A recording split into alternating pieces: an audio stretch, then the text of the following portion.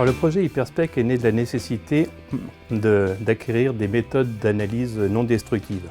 Ce sont des méthodes qui ne nécessitent pas de faire des prélèvements dans les objets que nous étudions. Quel est l'intérêt d'étudier les matières colorantes dans les peintures murales ou dans les enluminures médiévales? Le premier, c'est de comprendre les matériaux et les techniques qui ont été utilisées à ces époques-là et de faire des comparaisons entre époques. Ça permet d'avoir des informations sur la circulation d'ateliers ou de matières premières. Il y a aussi un autre intérêt qui est les questions de conservation et de restauration. C'est-à-dire quel est l'effet de l'environnement sur l'état d'altération des pigments et des peintures. Un autre objectif aussi est la restitution des polychromies. C'est-à-dire que, par exemple, nous avons travaillé sur le portail royal de la cathédrale de Bordeaux, où visiblement il n'y a plus aucune trace de polychromie, mais on a pu réussir à détecter des petites zones qui restent encore intactes de pigments d'origine, qui a permis de reconstituer l'ensemble de la polychromie du portail royal. Qu'est-ce qu'un système d'imagerie hyperspectrale? C'est un système qui permet de faire de l'image avec une composante d'une zone du spectre qui n'est pas visible par les yeux, qui est l'infrarouge. Utiliser cette composante dans l'infrarouge, ça permet d'avoir une idée, en faisant des images en fausse couleur infrarouge, d'avoir une idée du type de pigment qui a été employé pour la peinture. On peut aussi, avec la caméra hyperspectrale, éclairer avec des UV et avoir une idée des repeints qui ont pu être faits sur cette peinture ou des altérations ou des liens organiques qui auraient pu être déposés sur cette peinture. En fait, il s'agit simplement d'un scan de la peinture et au cours de ce scan, on prend l'image mais aussi les spectres de réflectance qui sont associés à chaque pixel de l'image. Donc ce système d'imagerie hyperspectrale est constitué d'un système d'éclairage, donc de 2 lampes halogènes et d'un système d'acquisition de l'image, donc avec une caméra qui permet d'obtenir une image et également un spectromètre qui va permettre d'enregistrer les spectres de réflectance. La caméra est positionnée sur un rail de translation qui va scanner l'enluminure et qui va permettre d'obtenir ligne par ligne et pixel par pixel le spectre de réflectance qui va être caractéristique de chaque pigment présent dans l'enluminure. C'est qu'on n'a pas une information ponctuelle, c'est-à-dire que la plupart des méthodes qu'on utilise habituellement sont des méthodes qui permettent d'avoir une information sur une toute petite partie de l'œuvre. C'est-à-dire que soit on fait un prélèvement dans une peinture murale, c'est-à-dire une tête d'épingle sur plusieurs dizaines de mètres carrés, donc il faut être sûr que cette partie-là qu'on a prélevée est représentative de l'ensemble. Ou alors dans une enluminure, si on a une méthode ponctuelle, c'est choisir une zone qu'on veut étudier. L'avantage de l'imagerie hyperspectrale, c'est qu'on a l'ensemble de l'œuvre, c'est-à-dire qu'on a toute l'image et on a le spectre de réflectance pour chaque point de l'image.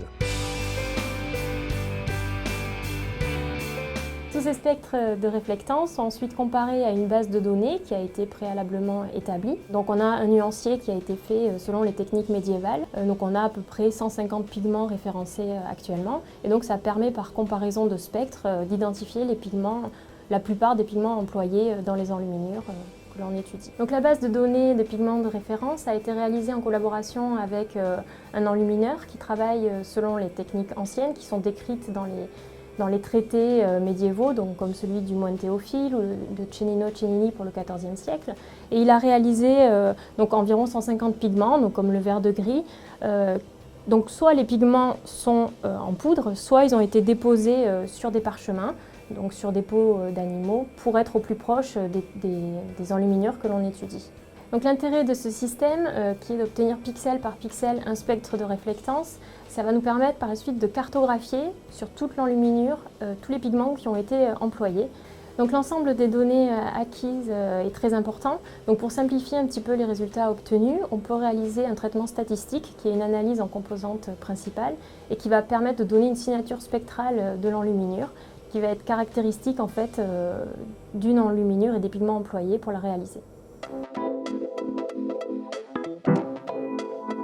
Donc en 1947, le chanoine Marcadet lègue sa collection à l'État. Ce n'est pas uniquement les enluminures, mais aussi des tableaux, des objets liturgiques, des pièces d'orfèvrerie. Cette collection est conservée pendant une vingtaine d'années dans la cathédrale de Bordeaux, où elle est exposée. Et puis ensuite, pour des raisons de conservation et de sécurité, les objets sont un petit peu dispersés.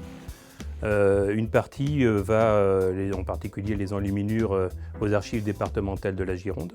L'étude stylistique des enluminures de la collection Marcadet, qui a déjà été entreprise par Charlotte de Noël à la Bibliothèque nationale, a permis de montrer qu'il y avait, mais déjà des travaux antérieurs l'avaient montré, qu'il y a une collection d'enluminures qui vient de 5 provenances différentes. Il y a des enluminures, la majorité sont des enluminures médiévales françaises, mais il y a aussi des italiennes, allemandes, des Pays-Bas et espagnoles. Et puis, au cours des années 2000, la décision de remettre en valeur cette collection a été décidée. Il y a un certain nombre de travaux qui ont été faits sur la constitution de la collection, sur l'inventaire des œuvres et sur la façon dont a été constituée cette collection. Et puis l'idée a germé de restaurer ces œuvres, en particulier les enluminures qui ont été confiées à 2 restauratrices, Coralie Barbe et Rebecca Zéa. L'une est à Bordeaux, l'autre à Paris. Et donc en ce moment, tant que la salle d'exposition qui va recueillir ces œuvres-là n'est pas tout à fait organisée, les enluminures sont conservées chez les restauratrices. Donc, je suis Coralie Barbe, je suis restauratrice de livres et de documents graphiques. On m'a confié la restauration de quelques enluminures qui proviennent de la collection Marcadet. J'ai pu observer que ces feuillets ont évidemment subi différents dommages dus à leur stockage et à leur manipulation. Ils étaient assemblés par couture et il y avait bien souvent des tensions et de la colle qui ont pu occasionner certaines déformations. Et puis, une fois qu'ils ont été déposés de leur manuscrit original à des fins de vente, ils ont été parfois montés afin d'être vendus et valorisés. Et on observe également des traces d'anciens collages qui sont liés à ces montages datant probablement du 19e siècle. Alors, dans un premier temps, il va falloir libérer les enluminures des anciens supports ou des anciens supports de montage. Il va y avoir un traitement de nettoyage, c'est-à-dire de dépoussiérage, d'élimination des couches superficielles de poussière qui ont pu se déposer au cours du temps. Et puis, lorsque le feuillet est particulièrement déformé, on va envisager une remise à plat qui va nécessiter une humidification. C'est-à-dire qu'on va déposer ces feuillets enluminés dans des chambres d'humidification afin que le parchemin se relaxe sur un temps prolongé. Et à l'issue de cette humidification, qui permet également aux couches picturales de se réhydrater, ce feuillet a été remis à plat.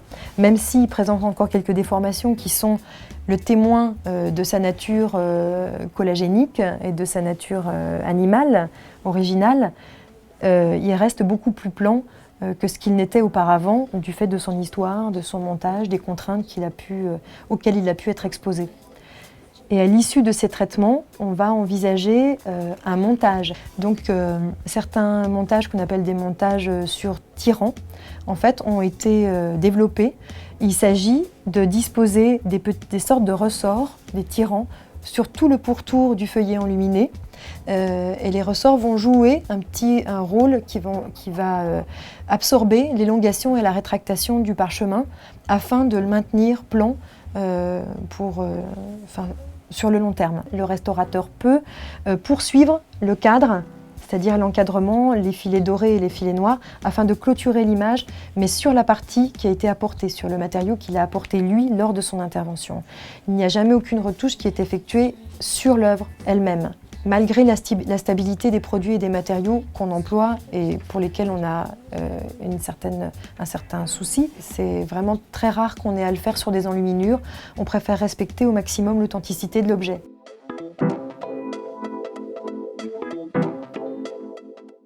Le projet Hyperspec, qui avait pour but d'explorer sur différents types d'objets cette nouvelle approche de l'imagerie, en appui des méthodes habituellement mises en œuvre, a été appliqué à d'autres types d'objets que les enluminures de la collection Marcadet. La mise en œuvre du système de configuration portable a été testée sur les peintures murales de Biéniez en Espagne, qui conserve dans son chevet, sur le mur frontal, une peinture du XVIe siècle. L'objectif de l'étude était d'identifier les pigments et comparer les résultats obtenus avec ceux d'une équipe de l'université de Bilbao, avec un rameau portable et une fluorescence portable.